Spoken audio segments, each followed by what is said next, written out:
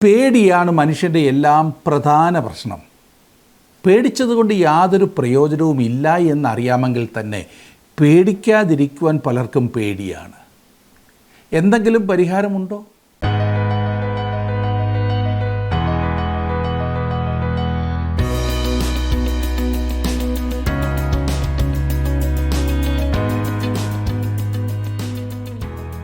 പ്രിയരെ, നിങ്ങൾക്കെല്ലാവർക്കും വന്ദനം. ജീവസന്ദേശത്തിൻ്റെ ഈ ക്ലാസ്സുകൾ നിങ്ങൾക്ക് അനുഗ്രഹമായിരിക്കുന്നു എന്ന് വിശ്വസിക്കട്ടെ. സ്വസ്ഥതയുള്ള സുഖകരമായ ഒരു ജീവിതം നയിക്കുക എന്നുള്ളതാണ് ഏതൊരു മനുഷ്യൻ്റെയും ആഗ്രഹം. അത് തന്നെയാണ് ദൈവവും നമ്മെക്കുറിച്ച് ആഗ്രഹിക്കുന്നത്.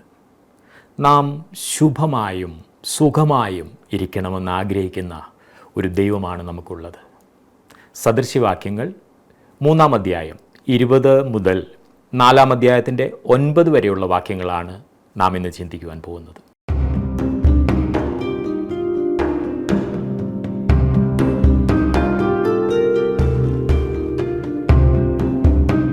ജ്ഞാനിയായിരിക്കുവാനുള്ള മനുഷ്യൻ്റെ ആഗ്രഹത്തിനുള്ള ശരിയായ ഉത്തരങ്ങളാണല്ലോ സദൃശവാക്യ പുസ്തകത്തിൻ്റെ ആദ്യ ഭാഗങ്ങളിൽ നാം കാണുന്നത്.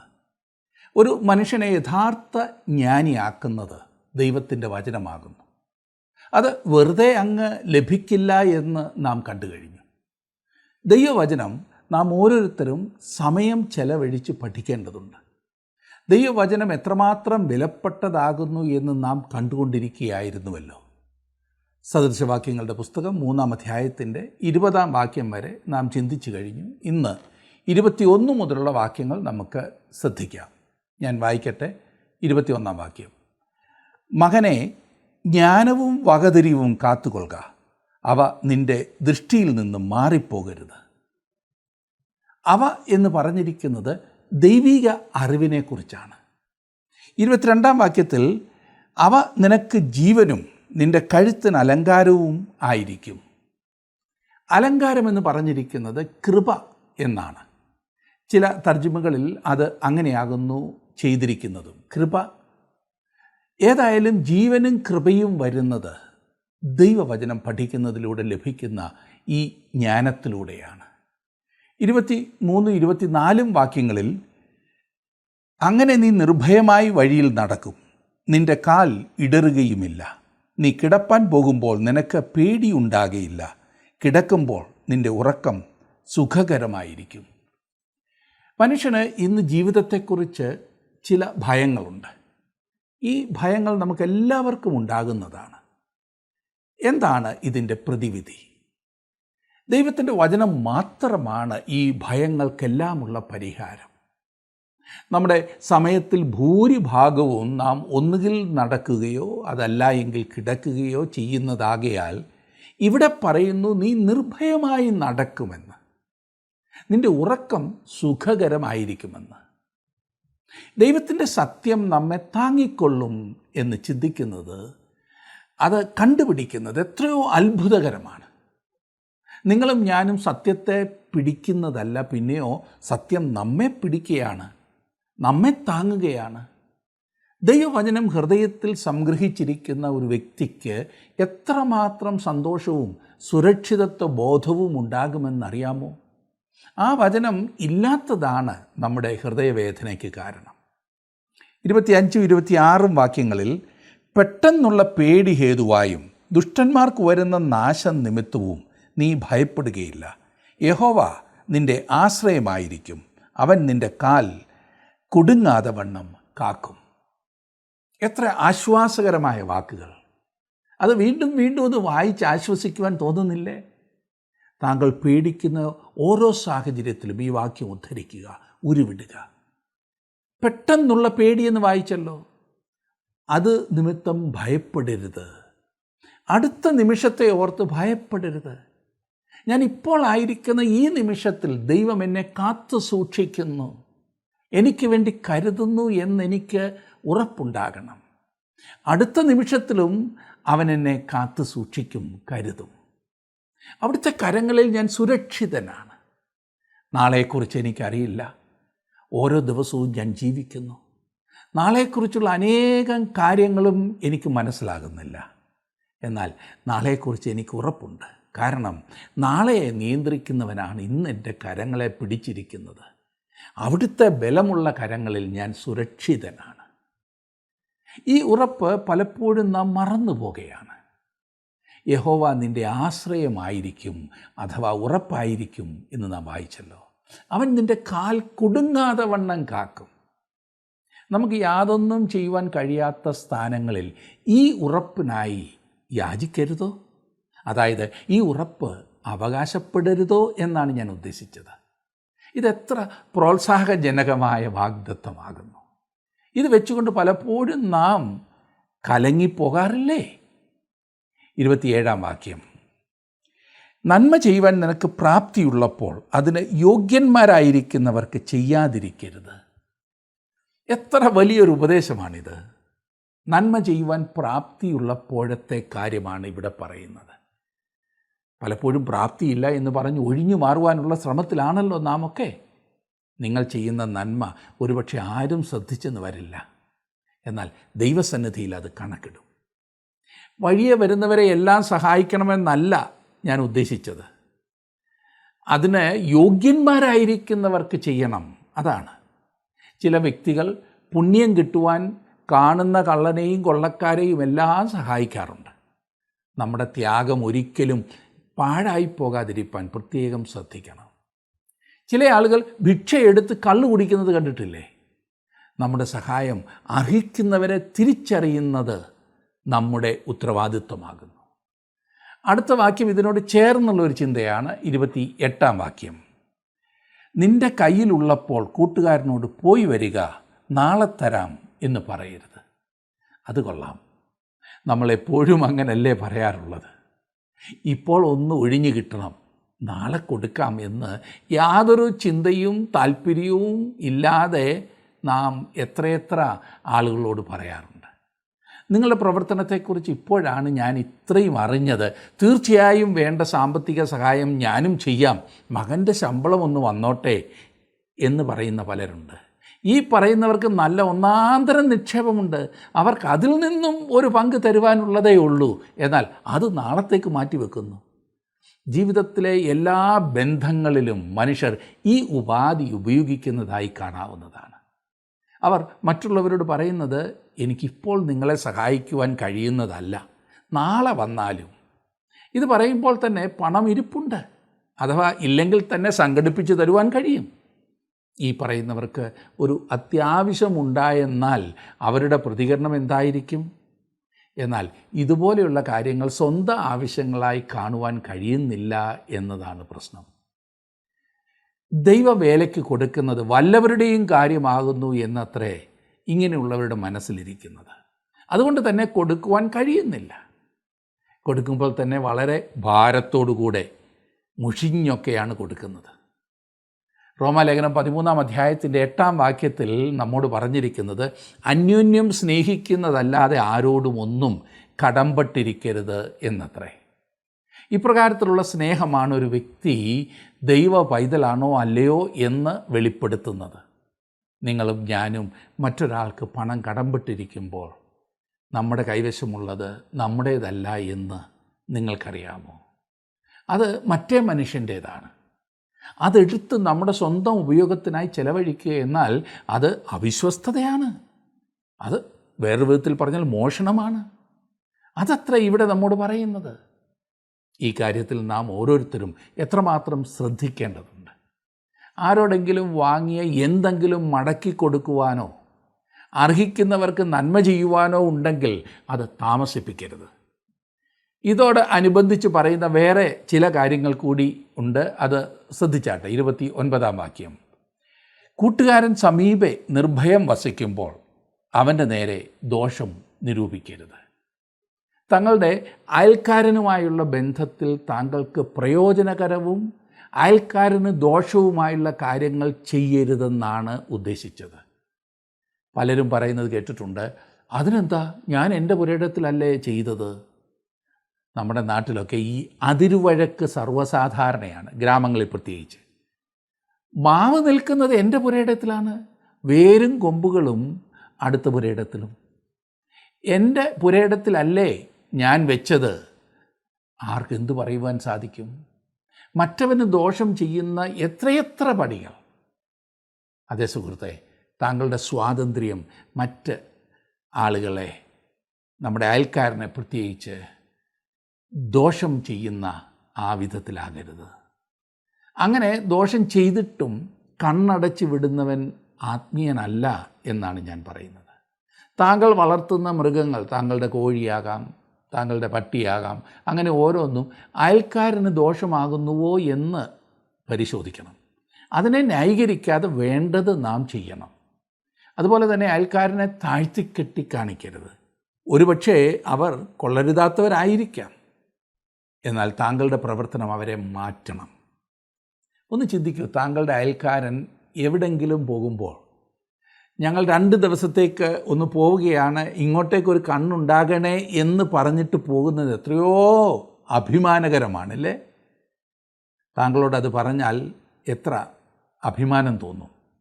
ഇന്ന് അയൽക്കാർ തമ്മിൽ മിണ്ടില്ല, അതും യാതൊരു കാര്യവുമില്ലാത്ത കാര്യത്തിന്. ദൈവവുമായുള്ള നിങ്ങളുടെ ബന്ധത്തെ വളരെയേറെ വ്യക്തമാക്കുന്ന ഒരു ബന്ധമാണ് നിങ്ങളുടെ അയൽക്കാരനുമായുള്ള നിങ്ങളുടെ ബന്ധം. അയൽക്കാരെ പിണക്കരുത്, അവരോട് ദോഷം ചെയ്യരുത്. 30-ാം വാക്യം, നിനക്ക് ഒരു ദോഷവും ചെയ്യാത്ത മനുഷ്യനോട് നീ വെറുതെ ശണ്ടയിടരുത്. ശരിയായ കാരണമില്ലാതെ മറ്റൊരു വ്യക്തിയുമായി ശണ്ട കൂടുന്നത് മോശയിക ന്യായപ്രമാണപ്രകാരം പാപമായിരുന്നു.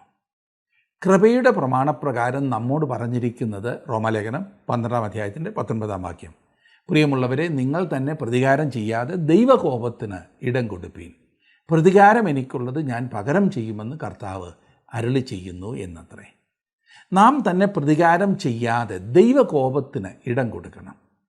നാം തന്നെ കാര്യങ്ങൾ കൈകാര്യം ചെയ്യുവാൻ തുടങ്ങുമ്പോൾ യഥാർത്ഥത്തിൽ നാം കാണിക്കുന്നത് വിശ്വാസത്തിൻ്റെ വഴിയും ദൈവത്തിലുള്ള ആശ്രയവും വിട്ടുകളയുകയാണ്. ദൈവത്തിലുള്ള ആശ്രയമുണ്ട് എങ്കിൽ ഒരിക്കലും നാം സ്വന്തമായി കാര്യങ്ങൾ കൈകാര്യം ചെയ്യില്ല. പ്രത്യേകിച്ച് മറ്റുള്ള വ്യക്തികളുമായുള്ള ഇടപാടുകൾ അങ്ങനെ നാം ചെയ്യുമ്പോൾ ദൈവത്തോട് പറയുകയാണ്, അങ്ങനെ നാം സ്വയം ചെയ്യാൻ തുടങ്ങുമ്പോൾ ദൈവത്തോട് പറയുകയാണ്, ദൈവമേ, ഈ കാര്യത്തിൽ വേണ്ടതുപോലെ ചെയ്യുവാൻ നിനക്കറിയില്ല, ഞാൻ കാര്യങ്ങളൊക്കെ ഭംഗിയായി നിർവഹിച്ചോളാം, നിനക്ക് വിഷയം മനസ്സിലായിട്ടില്ല ഇതുവരെ. ദൈവം എന്തെങ്കിലും ചെയ്യുന്നത് വരെ നോക്കിയിരുന്നാൽ അവൻ അല്ലെങ്കിൽ എൻ്റെ അയൽക്കാരൻ, ശത്രു രക്ഷപ്പെടും എന്നാണ് പലരും സംശയിക്കുന്നത്. അതുകൊണ്ട് ഞാൻ തന്നെ ചെയ്തു കൊള്ളാം എന്നാണ് പലരുടെയും ഭാവം. പിന്നെ നല്ലൊരു പങ്ക് ദൈവം ആഗ്രഹിക്കുന്നത്. ആരെങ്കിലും എനിക്ക് ദോഷം ചെയ്തു എന്നാൽ അവനും ദോഷം വന്ന് ഭവിച്ചെങ്കിലേ ന്യായമാകൂ, നീതിയാകൂ എന്ന് ചിന്തിക്കുന്നത് ദൈവഹിതമല്ല. അവനിൽ തെറ്റിനെക്കുറിച്ചുള്ള പശ്ചാത്താപവും ഏറ്റുപറച്ചിലും ശരിയായ ജീവിതത്തിനായുള്ള സമർപ്പണവും ഉണ്ടായതുകൊണ്ട് തൃപ്തിപ്പെടാത്ത അനേകം ഭക്തന്മാരെ ഞാൻ കണ്ടിട്ടുണ്ട്. അത് ശരിയാണോ? ആത്യന്തികമായി ദൈവം ആഗ്രഹിക്കുന്നത് ഒരുവൻ രൂപാന്തരപ്പെടണം എന്നല്ലേ? ദൈവത്തെ അറിയണം. നമ്മോട് അന്യായമായി പ്രവർത്തിച്ചെങ്കിൽ നാം കാര്യം ദൈവകരങ്ങളിലേക്ക് സമർപ്പിക്കണം. ആ സാഹചര്യം ദൈവം തന്നെ കൈകാര്യം ചെയ്യട്ടെ, ദൈവം തന്നെ ആ വ്യക്തിയോട് ഇടപെടട്ടെ. അതിനുള്ള ക്ഷമ നമുക്കുണ്ടായാൽ നാം വിജയിക്കും. അല്ല, ചാടി പുറപ്പെട്ട് നമുക്ക് തോന്നുന്നതൊക്കെ ചെയ്താൽ സംഗതി ആകെ വഷളാകും. പിന്നീട് ചിന്തിക്കും, അയ്യോ, അങ്ങനെ ചെയ്യാതിരുന്നിരുന്നെങ്കിൽ, അങ്ങനെ പറയാതിരുന്നിരുന്നെങ്കിൽ, അന്ന് ആ കോപത്തിൻ്റെ പുറത്ത് അതൊക്കെ വിളിച്ചു കൂകാതിരുന്നിരുന്നെങ്കിൽ എത്ര നന്നായിരുന്നു എന്ന്. ദൈവം പ്രവർത്തിക്കട്ടെ. 31-ാം വാക്യം, സാഹസക്കാരനോട് നീ അസൂയപ്പെടരുത്, അവൻ്റെ വഴികൾ ഒന്നും തിരഞ്ഞെടുക്കുകയുമരുത്. സാഹസക്കാരൻ എന്നാൽ മറ്റുള്ളവരെ ചൂഷണം ചെയ്ത് ജീവിക്കുന്നവൻ എന്നാണ്. മറ്റുള്ളവരുടെ ബലഹീനതയെ ചൂഷണം ചെയ്യുന്നവൻ. അവൻ താൽക്കാലികമായി ഉയർന്നു എന്ന് വന്നേക്കാം, അത് കണ്ട് അസൂയപ്പെടരുത്. ഇന്ന് ഈ ചൂഷണം നമ്മുടെ ഇടയിലൊക്കെ വളരെയാണ്. നിങ്ങൾക്കർഹിക്കാത്തത് പിടിച്ചു വാങ്ങുന്ന ആ ഭാവം ജീവിതത്തിൻ്റെ എല്ലാ തുറകളിലും ഇത് കാണുന്നു. അങ്ങനെയുള്ളവരോട് അസൂയപ്പെടരുതെന്ന് മാത്രമല്ല, അങ്ങനെയുള്ളവരുടെ വഴി തിരഞ്ഞെടുക്കുകയും അരുത്. എന്നെ ശ്രദ്ധിക്കുന്ന പ്രിയ സുഹൃത്തെ, മറ്റൊരാളുടെ ബലഹീന സമയത്ത് ആ ആളിൻ്റെ ആ ബലഹീനതയെ ചൂഷണം ചെയ്യുന്നത് ഒരിക്കലും ദൈവം അനുവദിക്കുന്ന കാര്യമല്ല. ദൈവം അത് അംഗീകരിക്കുന്നില്ല. അങ്ങനെ പണമുണ്ടാക്കുന്ന വ്യക്തികളെ നാം കാണുമ്പോൾ ഒരിക്കലും അസൂയപ്പെടരുത്. വാസ്തവത്തിൽ നാം അവരെക്കുറിച്ച് സഹതപിക്കുകയാണ് വേണ്ടത്. ഇവന് വരുവാൻ പോകുന്ന ശിക്ഷ എത്ര വലുതാകുന്നു എന്ന് ചിന്തിച്ച് ആ പ്രവൃത്തിയിൽ നിന്നും അവൻ പിന്മാറുവാൻ വേണ്ടി ഗുണദോഷിക്കുകയും അങ്ങനെയുള്ളവർക്ക് വേണ്ടി പ്രാർത്ഥിക്കുകയും അതിനുവേണ്ടി ആ ആൾ സമ്മതിക്കുമെങ്കിൽ വേണ്ട ഉപദേശങ്ങൾ കൊടുക്കുകയുമാണ് നാം ചെയ്യേണ്ടത്. ഇനി 32-ാം വാക്യത്തിലേക്ക് നാം വരികയാണ്. വക്രതയുള്ളവൻ യഹോവയ്ക്ക് വെറുപ്പാകുന്നു, നീതിമാന്മാർക്കോ അവൻ്റെ സഖ്യതയുണ്ട്. ചില ആളുകൾ യഹോവയ്ക്ക് വെറുപ്പാകുന്നു. ദൈവം വെറുക്കുന്ന ചില കാര്യങ്ങൾ ഈ പുസ്തകത്തിൽ പിന്നീട് നാം കാണുന്നതാണ്.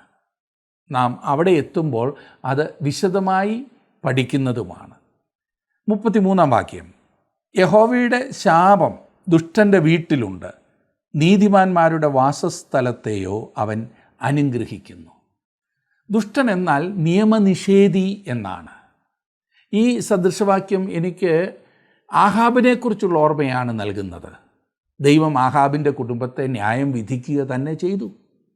എത്ര പരമാർത്ഥമായ വാക്യമല്ലേ. 34-ാം വാക്യം, പരിഹാസികളെ അവൻ പരിഹസിക്കുന്നു, എളിയവർക്കോ അവൻ കൃപ നൽകുന്നു. ദൈവം പരിഹാസികളെ വെറുക്കുന്നു. മറ്റുള്ളവരെ പരിഹസിച്ച് സംസാരിക്കുന്നവരുണ്ടല്ലോ, ചില ആളുകൾ അത് അവരുടെ രക്തത്തിൽ കലർന്നതുപോലെയാണ് കൊണ്ടു നടക്കുന്നത്. ലോകത്തിൽ ആരെയും അങ്ങനെയുള്ളവർക്ക് ഇഷ്ടമല്ല. സകലരെയും പരിഹസിക്കും. ഇങ്ങനെയുള്ളവരെ ദൈവം വെറുക്കുന്നു. സ്വയപരിശോധനയ്ക്ക് ഉതകുന്ന ഈ വാക്യങ്ങൾ ഒരിക്കലും നാം അവഗണിക്കരുത്. മറ്റുള്ളവരെ ബഹുമാനിക്കാത്തത് കൊണ്ടാണ് പരിഹസിക്കുന്നത് എന്ന് ഓർത്തിരിക്കണം. മറ്റുള്ളവരെ ബഹുമാനിക്കാത്തതിൻ്റെ കാരണം എൻ്റെ നിഗളമാണ്, അഹങ്കാരമാണ്. ഞാൻ എൻ്റെ ജീവിതത്തെ കാണുമ്പോൾ അത് ഒന്നുമില്ല എന്നും ദൈവത്തിൻ്റെ കൃപ ഒന്നുകൊണ്ട് മാത്രമാണ് ഞാൻ എന്തെങ്കിലും ആയിരിക്കുന്നതെന്നും ചിന്തിക്കുമ്പോൾ ഞാൻ തനിയേ താഴും. മറ്റുള്ളവരും അങ്ങനെ തന്നെയാകുന്നു എന്ന് കാണുമ്പോൾ അവരെ ശ്രേഷ്ഠരെന്നെണ്ണുവാൻ നമുക്ക് സാധിക്കും. പലപ്പോഴും അത് സാധിക്കാത്ത മനുഷ്യൻ എത്ര വലിയ ദോഷത്തിലേക്കാകുന്നു പോകുന്നത് എന്ന് നാം ഓർക്കണം. ഇനിയും 3-ാം അധ്യായത്തിൻ്റെ ഒടുവിലത്തെ വാക്യം, 35-ാം വാക്യം, ജ്ഞാനികൾ ബഹുമാനത്തെ അവകാശമാക്കും, ഭോഷന്മാരുടെ ഉയർച്ചയോ അപമാനം തന്നെ. ജ്ഞാനികൾ ബഹുമാനത്തെ അവകാശമാക്കും. ഇത് പലർക്കും ചേരുന്നതാണ്. ഇത് കേട്ടപ്പോൾ തന്നെ ചിലരെ നിങ്ങൾ ഓർത്ത് കാണും. അതുപോലെ തന്നെ ഭോഷന്മാരുടെ ഉയർച്ച അവർക്ക് അപമാനം. ചില ആളുകൾ ഉയർന്നത് അവർക്ക് അപമാനമാണ്. മറ്റുള്ളവർ നോക്കി ചിരിക്കുകയാണ്. എത്ര അർത്ഥവത്തായിട്ടുള്ള സദൃശവാക്യങ്ങളില്ലേ. ഇനി നമുക്ക് 4-ാം അധ്യായത്തിലേക്ക് പ്രവേശിച്ച് ചില വാക്യങ്ങൾ അതിൽ നിന്നുകൂടി പഠിക്കാം. 4-ാം അധ്യായത്തിൻ്റെ 1-ാം വാക്യം എടുത്താട്ടെ, ഞാൻ വായിക്കാം. മക്കളെ, അപ്പൻ്റെ പ്രബോധനം കേട്ട് വിവേകം പ്രാപിക്കേണ്ടതിന് ശ്രദ്ധിപ്പീൻ. മക്കളെ എന്ന് വിളിക്കുമ്പോൾ ആയത് ചെറുപ്പക്കാരും പ്രായമുള്ളവരും ആണും പെണ്ണും എല്ലാം ഉൾപ്പെടുന്നു എന്നോർക്കണം. അവരെ വിളിച്ചെന്താണ് പറയുന്നത് എന്ന് നോക്കിക്കേ. 2-3 വാക്യങ്ങൾ. ഞാൻ നിങ്ങൾക്ക് സൽബുദ്ധി ഉപദേശിച്ചു തരുന്നു, എൻ്റെ ഉപദേശം നിങ്ങൾ ഉപേക്ഷിക്കരുത്. ഞാൻ എൻ്റെ അപ്പനും മകനും എൻ്റെ അമ്മയ്ക്ക് ഓമനയും ഏകപുത്രനും ആയിരുന്നു. ശലോമോനാണല്ലോ ഈ സദൃശവാക്യങ്ങൾ എഴുതിയത്. അവൻ്റെ സ്വന്തം പിതാവിനെക്കുറിച്ചാണ് ഇവിടെ സംസാരിക്കുന്നത്. അവൻ പറയുന്നത് ശ്രദ്ധിച്ചാലും, ഞാൻ എൻ്റെ അപ്പനും മകനും എൻ്റെ അമ്മയ്ക്ക് ഓമനയും ഏകപുത്രനും ആയിരുന്നു. പിതാവിൻ്റെ ഹൃദയം ശലോമോനെ കൊണ്ട് നിറഞ്ഞിരുന്നു എന്ന് ചിന്തിക്കുന്ന അനേകരുണ്ട്. ഞാൻ എൻ്റെ അഭിപ്രായം പറഞ്ഞാൽ അങ്ങനെ കാണുന്നില്ല. എൻ്റെ നോട്ടത്തിൽ ചരിത്ര പുസ്തകങ്ങൾ വെളിപ്പെടുത്തുന്ന ഒരു കാര്യം, ശലോമോൻ ആയിരുന്നില്ല ദാവീദിൻ്റെ 1ാമത്തെ തിരഞ്ഞെടുപ്പ്. രാജാവാകുവാൻ 1ാമത് ദാവീദ് ചിന്തിച്ചത് ശലോമോനെക്കുറിച്ചല്ല. ദാവീദിൻ്റെ മനസ്സിൽ രാജസ്ഥാനത്തേക്ക് മറ്റാരോ ഉണ്ടായിരുന്നു.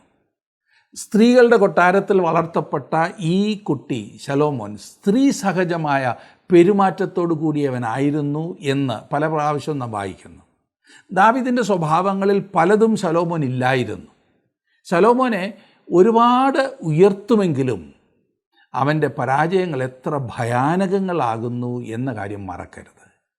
ശലോമോൻ പറയുന്നു, ഞാൻ എൻ്റെ പിതാവിൻ്റെ മകനാണ്, എങ്കിലും എൻ്റെ മാതാവാണ് വാസ്തവത്തിൽ എന്നെ സ്നേഹിക്കുകയും പഠിപ്പിക്കുകയും ചെയ്തത്. എന്നിരുന്നാലും 4-ാം വാക്യം പറയുന്നു, അവൻ എന്നെ പഠിപ്പിച്ച് എന്നോട് പറഞ്ഞത്, എൻ്റെ വചനങ്ങളെ ഹൃദയത്തിൽ സംഗ്രഹിച്ചു കൊള്ളുക, എൻ്റെ കൽപ്പനകളെ പ്രമാണിച്ച് ജീവിക്കുക. ദാവീദ് ഒരുപക്ഷെ ശലോമോന് വളരെയേറെ ഉപദേശങ്ങൾ നൽകി കാണും. ശലോമോനെ രാജാവായി വാഴിച്ചപ്പോൾ ദാവീദ് അവനോട് പറഞ്ഞത് പുരുഷത്വം കാണിക്കുവാനാണ്. അവനത് പറഞ്ഞത്, ഞാൻ ചിന്തിക്കുന്നു, ശലോമോൻ ആണത്തം കാണിച്ചില്ലായിരുന്നതിനാലായിരിക്കും.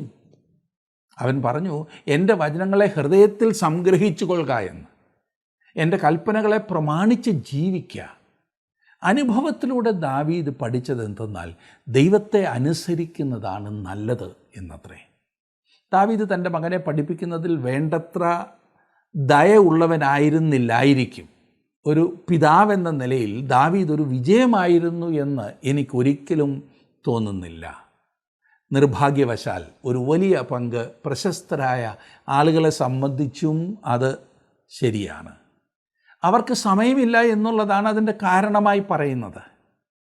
എന്നെ ശ്രദ്ധിക്കുന്ന പ്രിയപ്പെട്ടവരോട് ഞാൻ ഓർപ്പിക്കട്ടെ, നാം ഏതൊരു കാര്യത്തിന് സമയം മാറ്റിവെക്കുന്നുവോ ആ കാര്യത്തിന് മാത്രമേ നമുക്ക് സമയം ഉണ്ടാകൂ.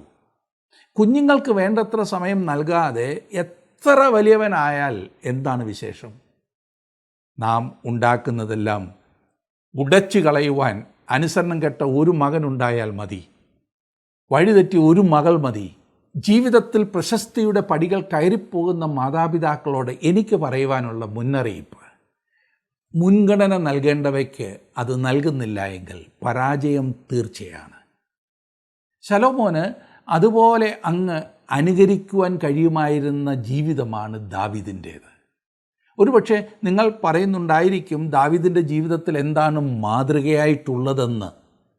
അവൻ്റെ തെറ്റിയ വഴികളെ അനുകരിക്കണമെന്നാണോ ഞാൻ പറയുന്നതെന്ന് ഒരുപക്ഷെ നിങ്ങൾ ചോദിച്ചേക്കാം. ഓർക്കുക, ദാവീദിൻ്റെ ജീവിതത്തിലെ വലിയ പാപങ്ങളെന്ന് നാം വിശേഷിപ്പിക്കുന്നവ ശലോമോൻ ജനിക്കുന്നതിന് മുൻപ് ചെയ്തിട്ടുള്ളവയായിരുന്നു. ആ തരത്തിലുള്ള ജീവിതത്തിൽ നിന്നും ദാവീദ് പാടെ മാറിയിരിക്കുന്നു എന്നുള്ള കാര്യം മറക്കരുത്. ശലോമോൻ്റെ ജനനത്തിന് മുൻപ് ദാവീദ് വളരെ മാതൃകയുള്ളൊരു ജീവിതം നയിക്കുവാൻ ആരംഭിച്ചിരുന്നു. ജീവിതത്തിൽ തെറ്റ് പറ്റാത്തവരില്ല എന്ന് നാം ഓർക്കണം. എന്നാൽ അത് എങ്ങനെ തിരുത്തുന്നു എന്നുള്ളതാണ് ഏറ്റവും പ്രധാനപ്പെട്ട കാര്യം. ഇപ്പോൾ ശലോമോൻ ഒരു യുവാവിന് ഉപദേശം നൽകുകയാണ്. അവൻ വാസ്തവത്തിൽ വേണ്ടത് ശരിയായി പറയുകയാണ്. 5-6 വാക്യങ്ങൾ, 4-ാം അധ്യായത്തിൻ്റെ 5-6 വാക്യങ്ങൾ. ജ്ഞാനം സമ്പാദിക്കുക, വിവേകം നേടുക, മറക്കരുത്. എൻ്റെ വചനങ്ങളെ വിട്ടുമാറുകയും അരുത്. അതിനെ ഉപേക്ഷിക്കരുത്, അത് നിന്നെ കാക്കും. അതിൽ പ്രിയം വയ്ക്കുക, അത് നിന്നെ സൂക്ഷിക്കും. ജ്ഞാനത്തെ ഒരു സ്ത്രീയായിട്ടാണ് ഇവിടെ പറഞ്ഞിരിക്കുന്നത്. അവൾ ഒരു സ്കൂൾ നടത്തുന്ന സ്ത്രീയാണ് ജ്ഞാനം. ഇനിയും മറ്റൊരു സ്ത്രീ ഉള്ളതും മറക്കരുത്. അത് അന്യസ്ത്രീയാണ്, പരസ്ത്രീ. അവളും യൗവനക്കാരൻ്റെ താല്പര്യം തന്നിലേക്കാകുവാൻ പരിശ്രമിക്കുകയാണ്. അതേസമയം തൻ്റെ സ്കൂളിലേക്ക് വന്ന് ജ്ഞാനിയായിരിക്കുവാൻ ജ്ഞാനം ഈ യുവാവിനെ നിർബന്ധിക്കുന്നു. ജ്ഞാനം യുവാവിനെ കാക്കുമെന്നും സൂക്ഷിക്കുമെന്നും പറഞ്ഞിരിക്കുന്നത് പ്രത്യേകം ശ്രദ്ധിച്ച്. ഈ കാലത്തെ ആചാര്യന്മാരിലെ വലിയ വ്യത്യാസം ഇവിടെ എടുത്തു പറഞ്ഞിരിക്കുന്നു. അവർ ജ്ഞാനത്തെ സ്നേഹിക്കുന്നുണ്ടോ? വേറൊരു വിധത്തിൽ പറഞ്ഞാൽ അവർ ദൈവവചനത്തെ സ്നേഹിക്കുന്നുണ്ടോ? ഒരു മഹാൻ പറഞ്ഞത്, മാനുഷികമായ അറിവിനെ മനസ്സിലാക്കിയെങ്കിൽ മാത്രമേ സ്നേഹിക്കുവാൻ കഴിയൂ, എന്നാൽ ദൈവിക അറിവിനെ സ്നേഹിച്ചെങ്കിൽ മാത്രമേ മനസ്സിലാക്കുവാൻ കഴിയൂ എന്ന്. അതുകൊണ്ട് നിങ്ങൾ ദൈവവചനത്തെ ഗ്രഹിക്കുവാൻ ശ്രമിക്കുകയാണെങ്കിൽ നിങ്ങൾ അതിനെ സ്നേഹിക്കുകയും പഠിക്കുവാൻ താല്പര്യമുള്ള ഒരു മനസ്സുള്ളവർ ആയിരിക്കുകയും വേണം. അങ്ങനെ വരുമ്പോൾ ദൈവത്തിൻ്റെ പരിശുദ്ധാത്മാവിന് നിങ്ങളെ വലിയ സത്യങ്ങൾ പഠിപ്പിച്ചു തരുവാൻ കഴിയും. ആ മനസ്സാണ് അതിപ്രധാനമായിട്ടുള്ളത്. അനേകരും നിർബന്ധത്താലാണ് അത് ചെയ്യുന്നത്. വചനത്തോടുള്ള സ്നേഹമില്ല. ഇത് മനസ്സിലാക്കുന്നത് എത്ര പ്രധാനപ്പെട്ട കാര്യമാണ്. അവൻ പറയുന്നത്, അതിൽ പ്രിയം വെക്കുക, അത് നിന്നെ സൂക്ഷിക്കും എന്നാണ്. 7-ാം വാക്യത്തിൽ നാം കാണുന്നത്, ജ്ഞാനം തന്നെ പ്രധാനം. ജ്ഞാനം സമ്പാദിക്കുക, നിന്റെ സകല സമ്പാദ്യത്തിലും വിവേകം നേടുക.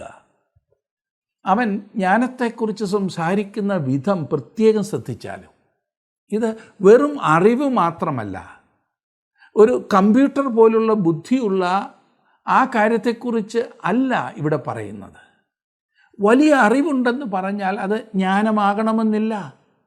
അറിവിനെ ശരിയായ വിധത്തിൽ ഉപയോഗിക്കുവാനുള്ള ബുദ്ധിയും അതിനുള്ള പ്രാപ്തിയും അതിനോടുള്ള ഒരു സ്നേഹവും ആണ് ജ്ഞാനം.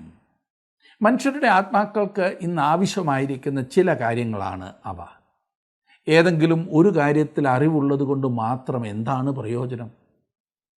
ജീവിക്കുവാൻ പഠിക്കാത്ത അനേകം വിദ്യാസമ്പന്നരെ നമുക്ക് ചുറ്റും നാം കാണുന്നുണ്ട്.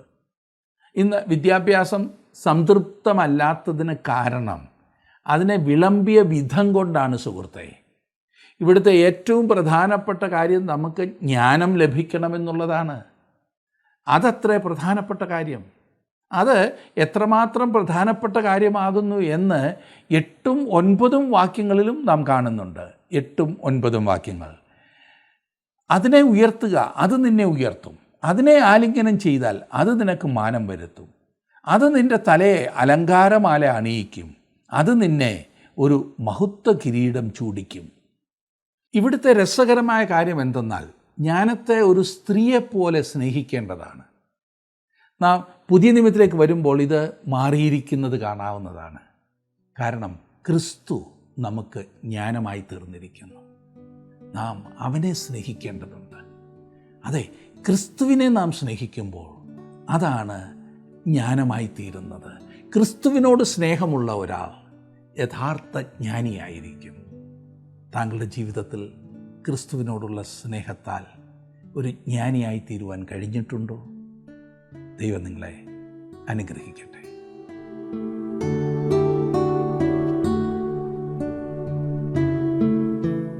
ശലോമോൻ പറയുന്നത് തൻ്റെ ജ്ഞാനത്തിൻ്റെ അഥവാ അത്യുന്നതനെക്കുറിച്ചുള്ള അറിവിൻ്റെ ആരംഭം തനിക്ക് നൽകിയത് തൻ്റെ പിതാവാണെന്നാണ്.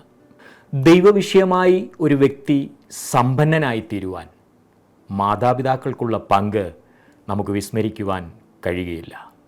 നമ്മുടെ ഭവനങ്ങളാകട്ടെ നമ്മുടെ കുഞ്ഞുങ്ങളുടെ മുഖ്യ പാഠശാല. നമ്മുടെ തലമുറകൾ അനുഗ്രഹിക്കപ്പെടുവാനുള്ളതിൻ്റെ ഉത്തരവാദിത്വം ദൈവം നമുക്ക് കൂടെ നൽകിയിരിക്കുകയാണ്. ദൈവം നമ്മെ അതിന് പ്രാപ്തരാക്കട്ടെ. കർത്താവ് നിങ്ങളെ അനുഗ്രഹിക്കട്ടെ.